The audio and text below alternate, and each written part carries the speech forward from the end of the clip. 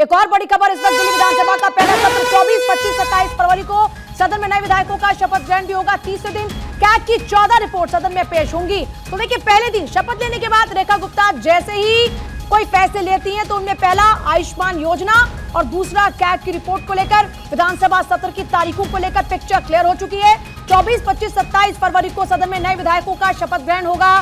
तो देखिए, इसी का इंतजार किया जा रहा था कि सत्र की तारीखें जल्दी से क्लियर हो। अब सत्र की तारीखें भी क्लियर हो चुकी है और शपथ ग्रहण क्या होगा, कब होगा, उसकी तारीख भी तय हो चुकी है। दिल्ली विधानसभा का पहला सत्र 24, 25, 27 फरवरी को सदन में नए विधायकों का शपथ ग्रहण होगा। तीसरे दिन कैग की 14 रिपोर्ट सदन में पेश होंगी। कैग की रिपोर्ट को लेकर कल ही रेखा गुप्ता ने इशारा कर दिया था कि विधानसभा के पहले सत्र में कैग की रिपोर्ट पटल पर रखी जाएंगी।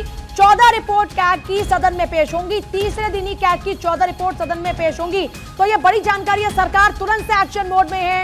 शपथ लेने के तुरंत बाद सीएम काम पर लग चुकी हैं। जनता के हितों की बात करते हुए वो करप्शन को लेकर एक्शन मोड में है। साथ ही साथ जनता की अपेक्षाएं, माफ कीजिएगा, जो अपेक्षाएं हैं और जो उनकी उम्मीदें हैं, जो उनकी आकांक्षाएं हैं, उस पर कैसे खरा उतरा जाए, इस पर प्रयास लगातार जारी। गौरव मेरे साथ लगातार बने हुए सुबह से और इस पर अपडेट दे रहे हैं। गौरव, कैग की रिपोर्ट को लेकर भी पिक्चर क्लियर हो चुकी है और जो विधायक है उनके शपथ ग्रहण को लेकर भी तारीख क्लियर हो चुकी है। बिल्कुल, देखिए, ये अगर बात करें 24, 25 और 27 जो फरवरी है, पहला विधानसभा का सत्र जो है बुलाया गया है और दिल्ली सरकार ने इस सत्र को बुलाया है। कई महत्वपूर्ण जो निर्णय है इस सत्र में होंगे, क्योंकि अगर इस सत्र की बात करें तो इसमें सबसे पहले तो जो सदन में नए विधायक हैं उनका शपथ ग्रहण होगा। ये प्रक्रिया है, ये होनी ही है। उसके बाद तीसरे दिन जो सदन का जो सत्र होगा, तीसरे दिन इसमें सीएजी की 14 रिपोर्ट को सदन में पेश किया जाएगा।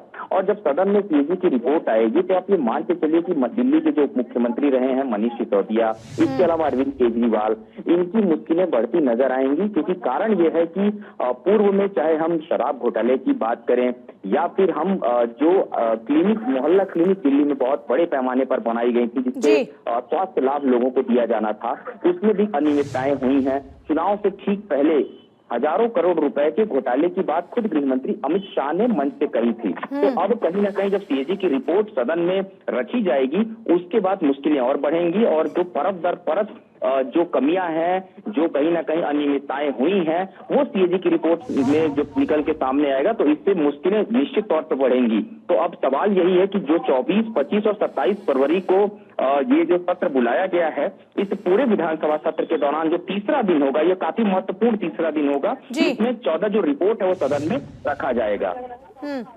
जाहिर तौर पर इसको लेकर कोई और जानकारी खास तौर पर?